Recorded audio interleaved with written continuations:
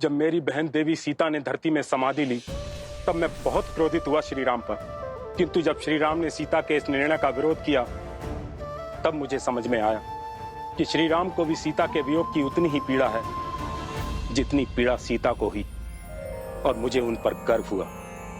और आज तुम दोनों पर भी गर्व है कि कैसे लोक कल्याण के लिए तुम दोनों अपने प्राण त्याग करने के लिए सज्ज हो गए। और आज ये सिद्ध हो गया कि तुम दोनों केवल जन्म से ही नहीं, कर्म से भी श्री राम और सीता के पुत्र हो। महादेव का ये सेवक उनका एक संदेश लेकर आया है। वर्षों पूर्व तुम्हारे पूर्वज राजा भागीरथ ने गंगा को इस धरा पर उतारा था और इस संसार का कल्याण किया था। आज पुनः उसी संसार के कल्याण हेतु उसी गंगा की सहायक नदी अर्पा, जो कि दक्षिण की ओर से बहती है, तुम्हारे इस शिवलिंग पर गिरकर इस धरा को पवित्र करेगी।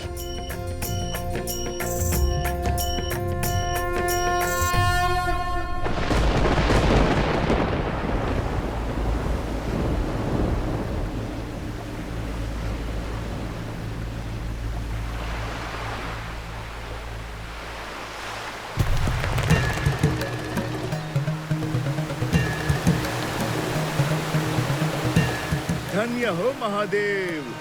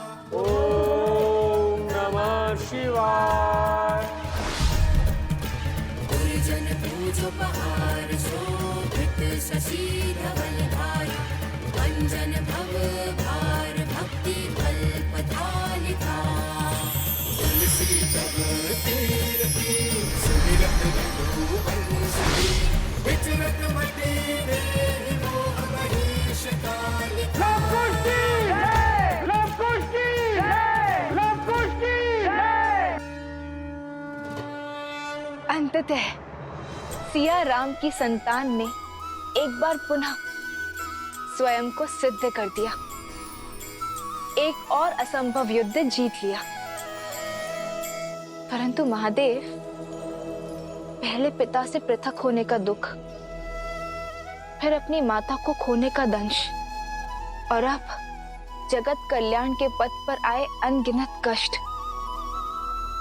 क्या लवकुश की इतनी परीक्षाएं उचित हैं? क्या उनसे सुख और शांति से जीवन जीने का अधिकार छीनना न्याय संगत है? देवी, हर परीक्षा अपने साथ एक नई सीख लेकर आती है। लवकुश के जीवन में आई ये परीक्षाएं उनके लिए एक नई सीख तो लाई ही हैं, साथ ही संसार के समक्ष कुछ सिद्ध करने के लिए भी आई हैं। यूं समझ लीजिए कि सत्य का आवरण हटाने के लिए ही उत्पन्न हुई है। कैसा सत्य महादेव? वही सत्य देवी जिसे आपने जाना है, जिसे लवकुश ने अनुभव किया है, जिसे श्री राम ने जन्म से पाया है, और अब लवकुश अपने कर्म से पा रहे हैं। इनके भीतर से निकली ज्योत सारे संसार को जगमग कर रही है, अर्थात इनका मन पूर्णतः स्थिर है। हाँ देवी, जो स्थिर है वही जागृत है, और जो जागृत है वही संसार का उपकार करने में सक्षम है, जगत को बदलने की शक्ति रखता है। जिस निष्ठा और धैर्य के साथ लवकुश ने निरंतर ये जप तप किया है, वो उनकी जागृति का ही तो प्रतीक है। ये सिद्ध करता है कि लवकुश संसार में धर्म का प्रकाश बनेंगे। अपने शौर्य और धर्म की ज्योत से संसार को ज्योतिर्मय करेंगे, श्री राम की विरासत को, राम राज्य को आगे ले जाएंगे।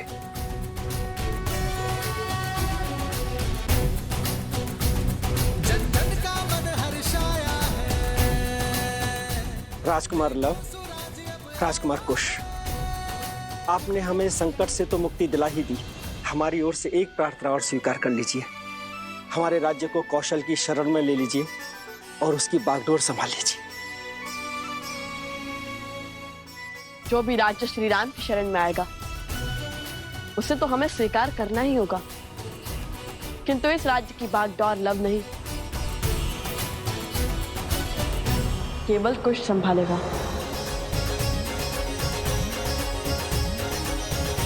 राजकुमार कुश की जय! राजकुमार कुश की जय! राजकुमार कुश की जय! माता कहती थी कि संसार में प्रेम से अधिक मूल्यवान और कोई वस्तु नहीं, और आज आप सबका प्रेम देखकर मेरा हृदय गदगद हो गया। मैं अयोध्या का राजकुमार कुश अपने पिता श्री कौशल नरेश श्री राम के नाम को साक्षी मानकर आप सभी को और इस राज्य को कौशल राज्य में सम्मिलित करता हूँ। कुश के साथ ये गांव और अधिक कुशल होगा और इसलिए आज से इस राज्य को कुशावती के नाम से जाना जाएगा। राजकुमार कुश की जय! राजकुमार कुश की जय! राजा राम की जय! राजा राम की जय! राजा राम की जय! राजा राम की जय! राजा रामचंद्र की, राजा रामचंद्र की, राजा रामचंद्र की, राजा रामचंद्र की, राजा रामचंद्र की। केला बहुत ही मीठा है। परिश्रम से जो मिला है, जैसे आप दोनों के परिश्रम का प्रसाद मिला। ज्ञान प्राप्त करने निकले और दिग्विजय होकर लौटे। प्रभु तो ये सुनकर गदगद हो उठेंगे। कुछ लीजिए। नहीं,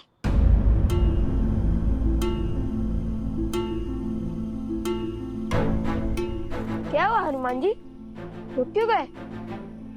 तुम और भोजन के लिए मना करो, तनिक असंभव प्रतीत होता है।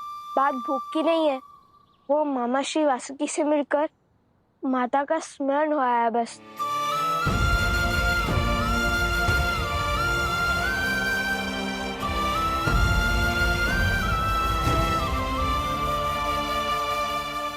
देख रहे हैं ना प्रभु, जो पीड़ा आप सह रहे हैं, आपके पुत्रों को भी उसी का दंश सता रहा है।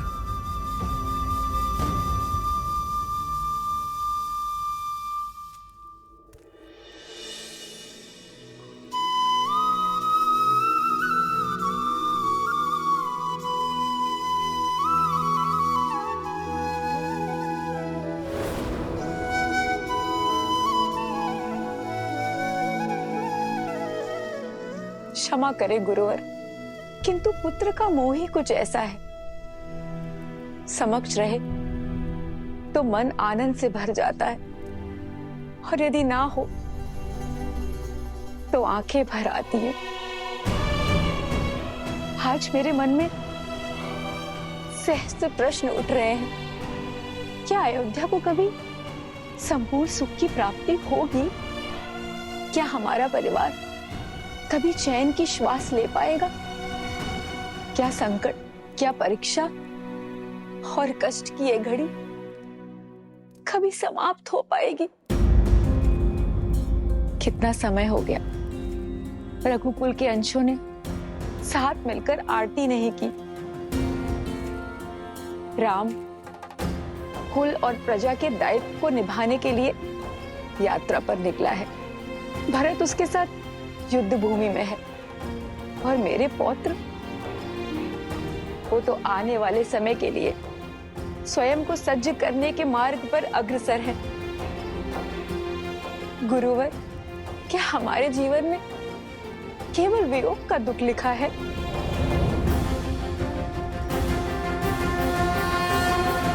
देवी, यह वंश, यह परंपरा केवल एक परिवार नहीं, एक धरोहर है, साक्षात नारायण की। ना ये परिवार साधारण है, ना परिवारजन। फिर आपके ये कष्ट सामान्य कैसे हुए देवी?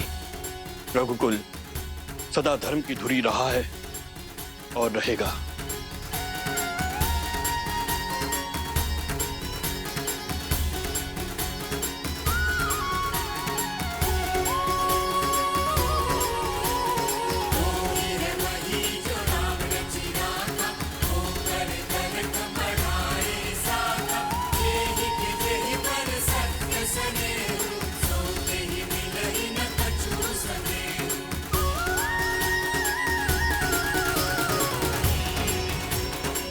सूर्य वंश है ये। सूर्य स्वयं तपकर ही प्रकाश देता है। स्वर्ण के आभूषण को बनाने वाली भट्टी को आंच सहनी पड़ती है। जो संसार संवारने निकले हैं उन्हें कष्ट सहना पड़ेगा। इसलिए चिंता त्यागिए और भक्ति कीजिए देवी। पूर्ण श्रद्धा से प्रार्थना कीजिए। दुख की दुहाई में नहीं, केवल ईश्वर की आराधना में रमिए।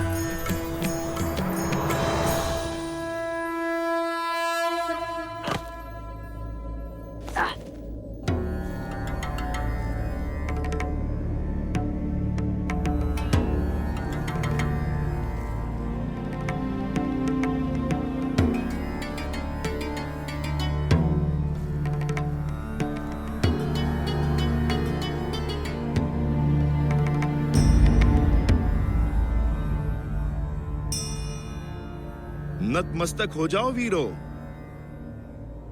हम भगवान विष्णु के बहुत प्राचीन मंदिर में खड़े हैं। चलो कुश, अब संसार की दशा सुधारने वाले भगवान विष्णु के पूजन स्थल को सुधारे।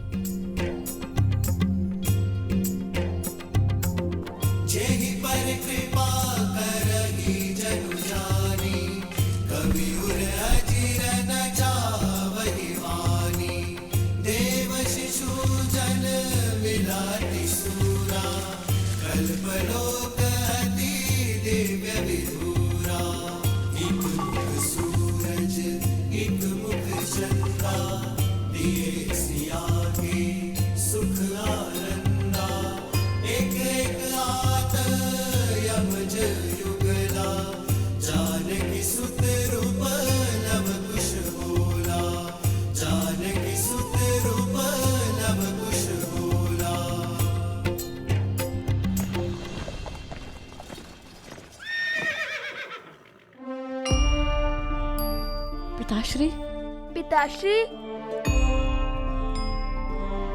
प्रभु,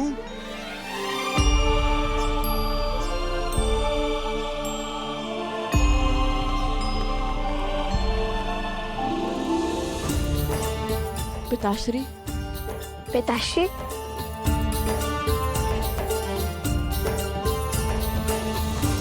पुत्रों,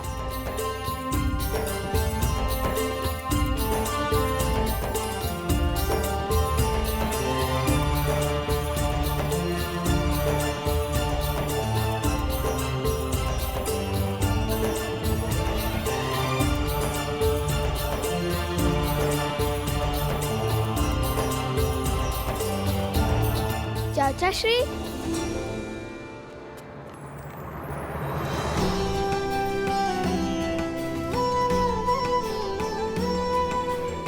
आयुष्मान भव।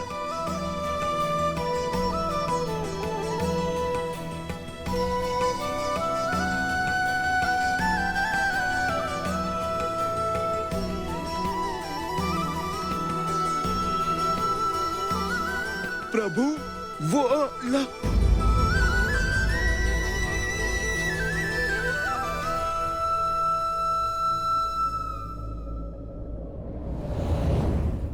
अष्टबाहु का अंत ही नहीं, श्रद्धा का नया अध्याय भी लिखा है लव कुश ने। अपने तप से महादेव का आशीर्वाद प्राप्त किया, साक्षात वासुकी नाग की परीक्षा उत्तीर्ण की। दो शब्दों में कहूँ प्रभु तो इनका भविष्य दिग्विजय में परिवर्तित हो रहा है। असंभव को संभव किया है तुम दोनों ने, मेरे शीश को गर्व से ऊंचा किया है तुम दोनों ने। और धर्म के लिए स्वयं को समर्पित करना तो मानव कर्म की पराकाष्ठा है पुत्रों। हमारी बातें तो हो गई, अब अयोध्या का समाचार सुनाइए ना पिताश्री। अयोध्या में सब कैसे है वहाँ? सुमित्रा दादी, कौशल्या दादी सब स्वस्थ है लव कुश वहाँ पे। और लक्ष्मण भैया वो कैसे हैं?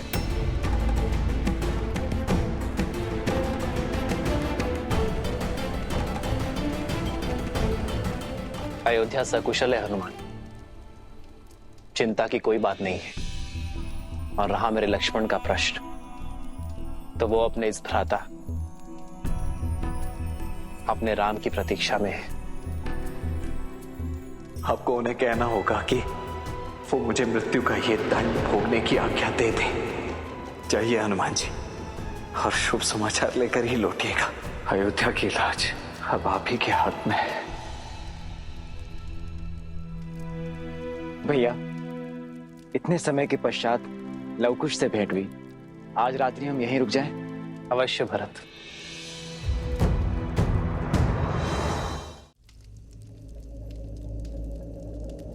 चिंता की कोई बात नहीं है। और रहा मेरे लक्ष्मण का प्रश्न, तो वो अपने इस भ्राता अपने राम की प्रतीक्षा में है। तो क्या लक्ष्मण भैया अभी तक प्रभु श्री राम की आज्ञा की प्रतीक्षा कर रहे हैं? हनुमान जी,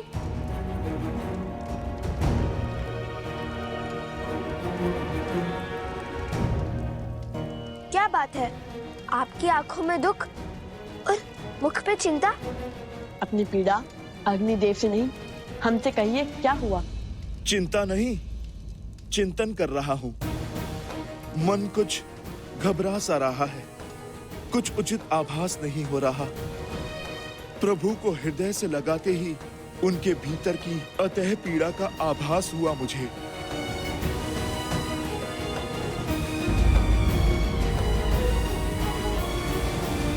पीड़ा? कैसी पीड़ा? वो तो ज्ञात नहीं, किंतु इतना अवश्य है कि प्रभु और भरत भैया हमसे कुछ छुपा रहे हैं। अपने भीतर की पीड़ा हमसे कहने में कतरा रहे हैं।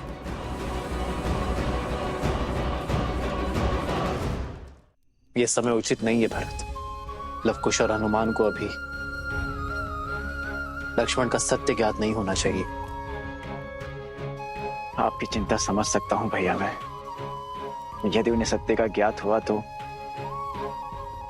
धर्म के जिस पद पे वे अग्रसर हैं, इससे कहीं पीछे ना हट जाएं।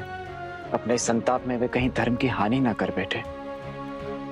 लवकुश से अधिक चिंता मुझे हनुमान की है। मेरे जीवन की तो केवल एक ही प्रतिज्ञा है, अपने प्रभु की सेवा और प्रभु श्री राम की रक्षा। और मुझे इस जीवन में जब जब किसी भी अनिष्ट का आपके प्रति आभास होगा, मैं तब तब प्रभु उस आभास का निवारण करूंगा।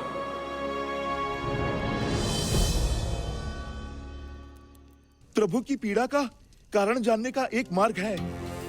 क्या? अयोध्या। वहीं जाकर सत्य का भेद खुलेगा।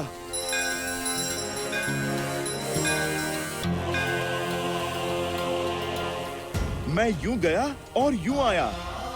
एक बार अपनी आंखों से अयोध्या और लक्ष्मण भैया को देख लूंगा तो मुझे संतुष्टि मिल जाएगी। उचित है, जैसे आपकी इच्छा। लक्ष्मण काका श्री को हमारा प्रणाम कहिएगा। और इतना तो हम भी जान गए, जब तक श्री राम भक्त हनुमान को संतुष्टि नहीं मिलेगी तब तक न उनका पग रुकेगा और ना चिंता। शीघ्र लौटिएगा हनुमान जी, रात्रि भोज में आपकी प्रतीक्षा रहेगी।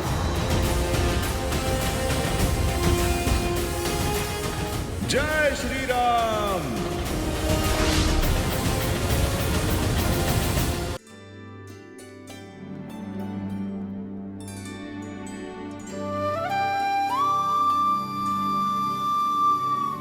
हनुमान, हनुमान कहाँ है? उसे भी बुला लो।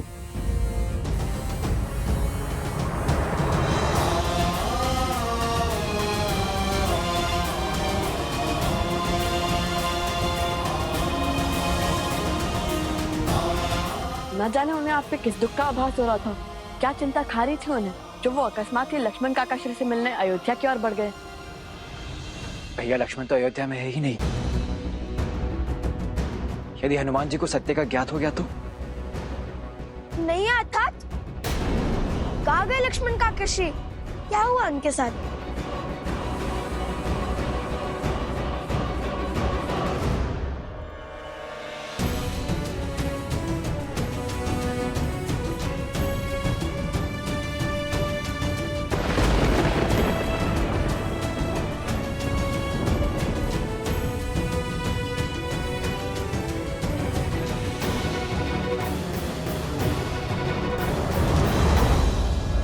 प्रभु,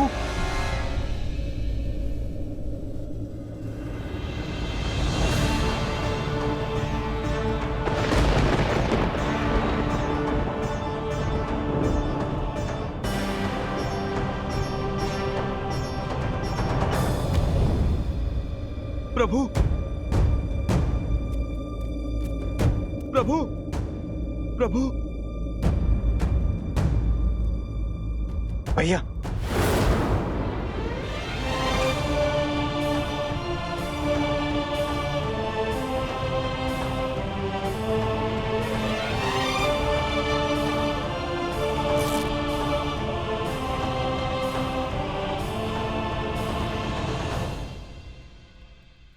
यूं किसी को बिना बताए अयोध्या जाने का क्या अर्थ था हनुमान?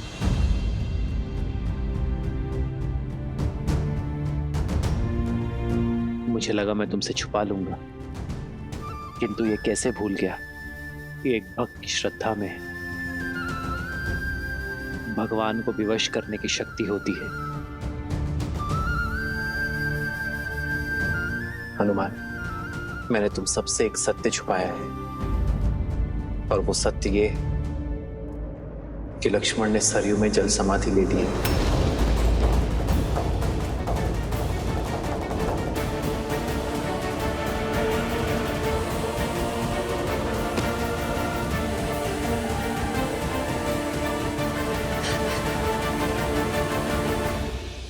प्रभु, आपने लक्ष्मण भैया को रोका नहीं?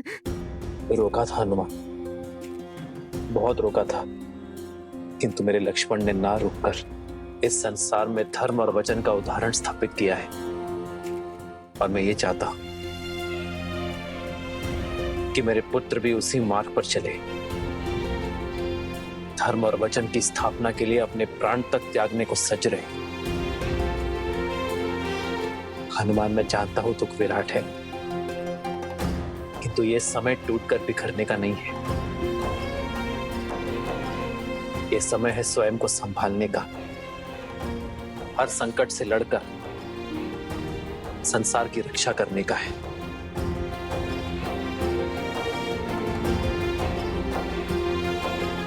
धर्म की स्थापना करना है, रघुकुल की रीत निभाना है। मेरा विश्वास करो हनुमान, और कोई समस्या नहीं है। ये अयोध्या और अयोध्यापति सकुशल है, इसलिए तुम चिंता छोड़ो और लवकुश के साथ दिग्विजय की यात्रा में आगे बढ़ो। नहीं प्रभु, आप मुझे स्वयं से दूरी का दंश मत दीजिए। प्रभु, आप मुझे अपने साथ रहने की आज्ञा दीजिए, आज्ञा दीजिए प्रभु। आप कहें या ना कहें, ये भक्त सब समझता है प्रभु। लक्ष्मण भैया के बिना आप कितने कष्ट में होंगे प्रभु। माता सीता, अब तो माता सीता भी नहीं है आपकी पीड़ा हरने के लिए। प्रभु, आप मुझे इस विकट घड़ी में स्वयं से पृथक मत कीजिए, मत कीजिए प्रभु।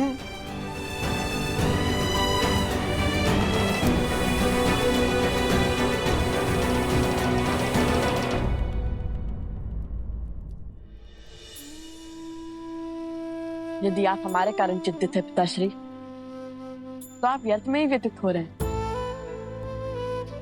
वक्त से इस विकट घड़ी में भगवान के साथ उनका सुख मत छीनिए। देखिए ना, आपकी चिंता हनुमान जी के मुख पर प्रदर्शित हो रही है। उन्हें आपके साथ रहना चाहिए, हमारे साथ नहीं। हम पर विश्वास कीजिए और ऐसे एक भक्त की आस में तोड़िए। हनुमान,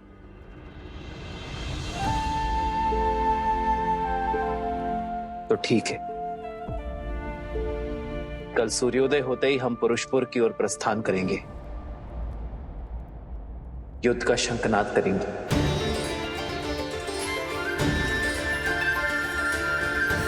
और तुम भी हमारे साथ ही चलोगे हनुमान।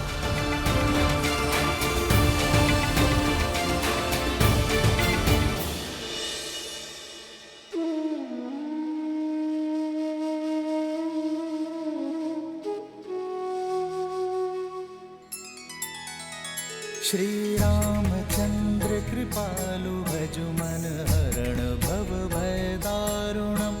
नव कंज लोचन कंज मुख कर कंज पद कंजारुणम।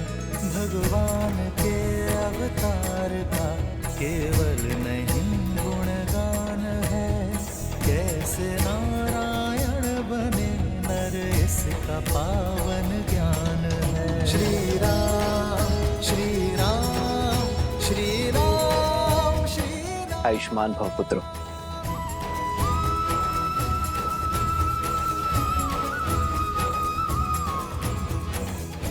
अपनी दिग्विजय को संपूर्ण करने के लिए सज्ज हो। सेना भी सज्ज है भैया।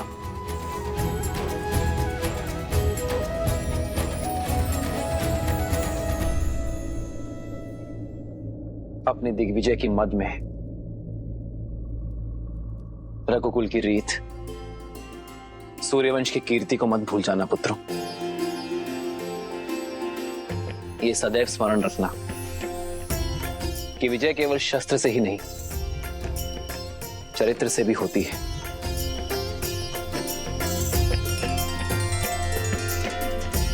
तुम दोनों केवल रघुवंश के अंश नहीं हो, धर्म के पथिक भी हो। और ये यात्रा केवल भ्रमण नहीं, यह अध्ययन है, संसार का भी और स्वयं का भी। क्योंकि जो स्वयं पर विजय पा लेता है, उसे संसार कभी हरा नहीं सकता।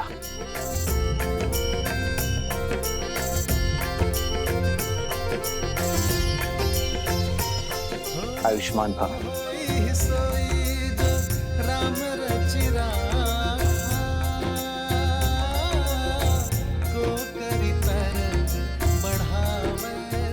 भरत, माताओं तक सूचना पहुंचा दी तुमने? जी भैया, संदेश भेजा जा चुका है।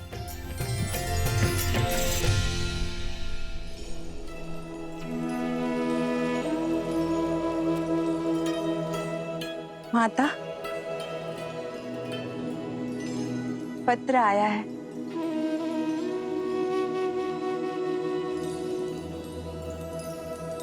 प्रभु ने आप दोनों की सुन ली। कल महाराज और भरत भैया की भेंट लव, कुश और हनुमान जी के साथ हुई, और रात्रि में भोजन भी उन लोगों ने साथ में ही किया। तुम सत्य कह रही। धन्यवाद नारायण, धन्यवाद। मेरे पोते अपने पिता से मिले, उनका आशीर्वाद पाया, इससे सुखद और क्या हो सकता है। लव और कुश अपने भारत भ्रमण को संपूर्ण करने के लिए आगे बढ़ रहे हैं और राम और भरत पुरुषपुर की ओर अग्रसर हैं, उन दुष्ट गंधर्व के अंत के लिए सज्ज हैं।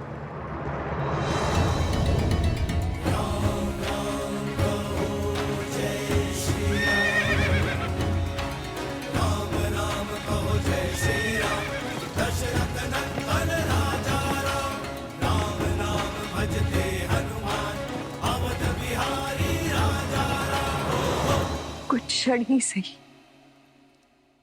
मन की शांति के लिए शीतल छाया तो मिली। आपका कोटि कोटि आभार प्रभु।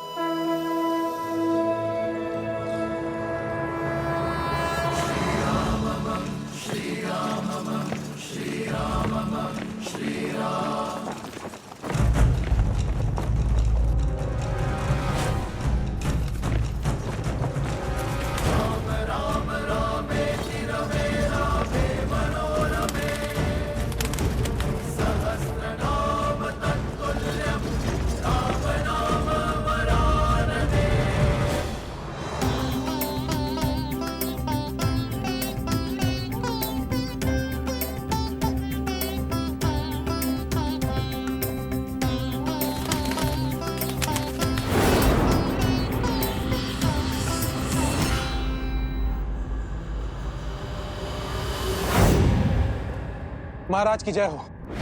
क्षेत्रवासियों ने अयोध्यापति राम से सहायता की गुहार लगाई है और वो अपनी सेना के साथ इसी ओर अग्रसर है।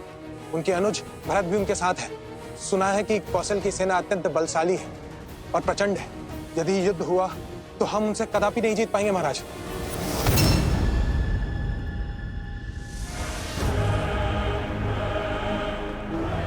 जिस सेना के विरुद्ध हमारी जीत असंभव है, वो युद्ध भूमि तक पहुंचेगी नहीं।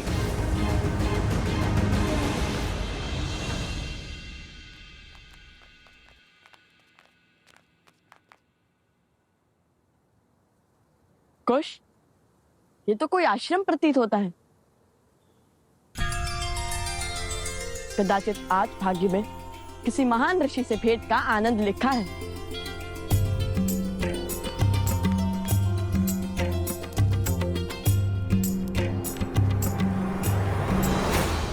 कौन हो तुम? किससे मिलना है? वेशभूषा से नहीं समझे मित्र, हम ऋषि कुमार हैं। महात्मा ऋषियों से मिलने का मन किया तो चले आए। ये कोई धर्मशाला नहीं है, ये ऋषि अगस्त का आश्रम है। यहाँ बिना उच्च ज्ञान, उच्च गुरु और उच्च कुल के बिना कोई प्रवेश नहीं कर सकता। ऋषियों से कुल और वंश नहीं पूछा जाता। साधुओं से मिलने के लिए कुल की नहीं, संस्कारों की आवश्यकता होती है। हम ज्ञान के लिए एक यात्रा पर निकले हैं। अंदर बैठे गुरुवर से भेंट करना चाहते हैं। अब तो जाने दीजिए उनमें भीतर। भीतर जाओगे? वो भी तुम दोनों? तुम दोनों इस क्षेत्र में रहने योग्य भी नहीं हो। गुरुवर के समीप जाना तो दूर की बात है। अरे बंधु, इतने सुंदर संसार में किस बात का रोष पाले बैठे हो? कोई समस्या है तो बताओ हमें। किसी ने दंड दिया है तो क्या सुनाओ? ये तो बड़े मायावी लगते हैं। इन्हें कैसे पता चला कि गुरुदेव द्वारा दंड स्वरूप हमें यहाँ पर खड़ा किया गया? पहेलियां मत बुझाओ, सत्य बताओ। तुम दोनों कैसे जानते हो कि हमें चिंता सता रही है? आपसे। मुझसे? भला मैंने कब बताया? समझ गया, ये दोनों केवल मायावी ही नहीं हैं, अत्यधिक चतुर भी हैं। ऋषि कुमारों के भेष में कौन हो तुम? सत्य कहो, अन्यथा संकट में पड़ जाओगे। अभी बताता हूँ। रुको। जो परिचय दिया है वही सत्य है। यदि मन में कोई शंका है तो मत मानो, किंतु हम ऋषि अगस्त से मिले बिना कहीं नहीं जाएंगे। ऋषि अगस्त के द्वारपालों को चेतावनी? रुको, अभी तुम्हें ऋषिवर के पास लेकर के जाते हैं। अब वही तुम्हारा सत्य से आवरण हटाएंगे। चाल। लो भैया सज जाइए, शीशे अगस्त्य से मिलने का सौभाग्य प्राप्त होने वाला है।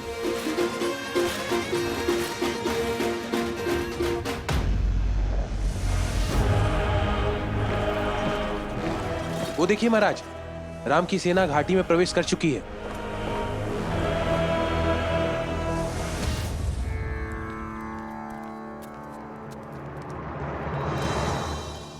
गुरुदेव प्रणाम। गुरुदेव, ये बालक आपसे मिलने की हट कर रहे थे। वेश तो किसी ऋषि कुमारों वाला है, किंतु आत्मविश्वास किन्हीं राजकुमारों सा है। इतना अहंकार तो किसी मायावी दानव में नहीं होता जितना इन दोनों में है। जानते हो ये दोनों कौन है? अवश्य, मायावी धूर्त हैं दोनों। नहीं, अयोध्यापति श्री राम और देवी सीता के पुत्र लवकुश हैं। प्रभु श्री राम और सीता माता के पुत्र। हमें क्षमा कर दीजिए, हमें क्षमा कर दीजिए ऋषि कुमार, नहीं राजकुमार। आपको पहचानने में हमसे भूल हो गई। उठो उठो मित्र।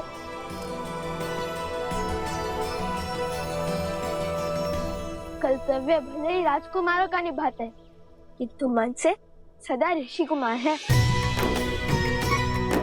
हम भारत भ्रमण पर निकले हैं। हर अंतर, हर भेद को समाप्त करने निकले हैं हम, ना कि उसे बढ़ाने या उसका बढ़ावा देने। अति उत्तम। तुम्हारी वाणी में तुम्हारे हृदय की पवित्रता झलकती है। भारत भ्रमण की इस यात्रा का उद्देश्य तुम्हारी चेष्टा से कहीं अधिक विशाल है। मुझे तो तुम दोनों की कब से प्रतीक्षा थी। हमारी प्रतीक्षा? तुम्हारा यहाँ आना मात्र संयोग नहीं है लवकुश। एक बहुत बड़ा युद्ध तुम्हारी प्रतीक्षा कर रहा है। एक असुर जो अपने मन में तुम्हारे प्रति द्वेष का दंश भरे बैठा है, वो तुम्हारे अंत को आतुर है। ये युद्ध साधारण युद्ध नहीं होगा। ये शत्रु तुम्हारे अन्य शत्रुओं से बढ़कर बलशाली है।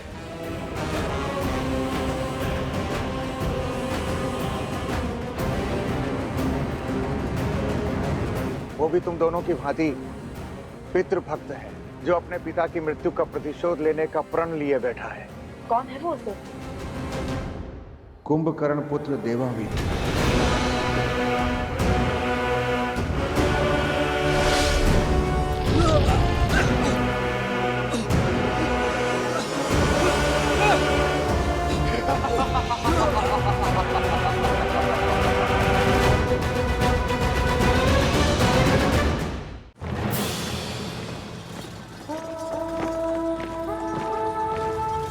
रुको, रथ रोको।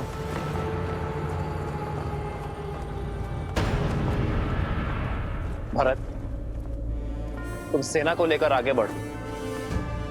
मेरे पीछे सेना की एक छोटी टुकड़ी पीछे छोड़ते हुए सेना का नेतृत्व करो। मैं तुम्हें इस युद्ध की बागडोर सौंपता हूं। ये मेरे लिए सम्मान की बात होगी भैया। विश्वास रखिए, मैं आपको निराश नहीं करूंगा। और भरत के होते हुए श्री राम को युद्ध भूमि में पग रखने की आवश्यकता नहीं होगी।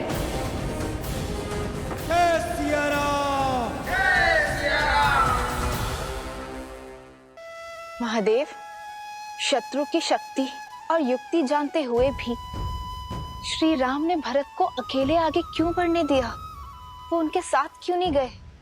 वो तो अंतर्यामी है, सब ज्ञात है उन्हें। आपके प्रश्न का उत्तर भी आपके प्रश्न में ही छिपा हुआ है। जो अंतर्यामी है, जिन्हें सब ज्ञात है, उनसे भला इस युद्ध के परिणाम और प्रभाव कैसे छिपे रह सकते हैं? किंतु संकट का आभास ही तो संकट को टालने में सहायक होना चाहिए ना। सच्चा नायक वो नहीं जो अपने शौर्य की ओट में संसार के प्राणियों को जीवन के संघर्षों से बचाए। अपितु सच्चा नायक तो वो है जो उन्हीं प्राणियों को जीवन के संघर्षों से जूझने के लिए सज्ज करे, जो पक्षी पवन के वेग की परीक्षा को पार न कर सके, वो भला आकाश का स्पर्श कैसे कर सकता है? श्री राम भी भरत के शौर्य को आकार दे रहे हैं। उन पर आज भरोसा कर उन्हें कल के लिए, भविष्य के लिए तैयार कर रहे हैं, क्योंकि अब राम के अयन का अगला अध्याय आरंभ होने वाला है, जो इस युद्ध से बहुत अधिक विराट है, जिसका उद्देश्य विश्व विजय नहीं, जगत का कल्याण है।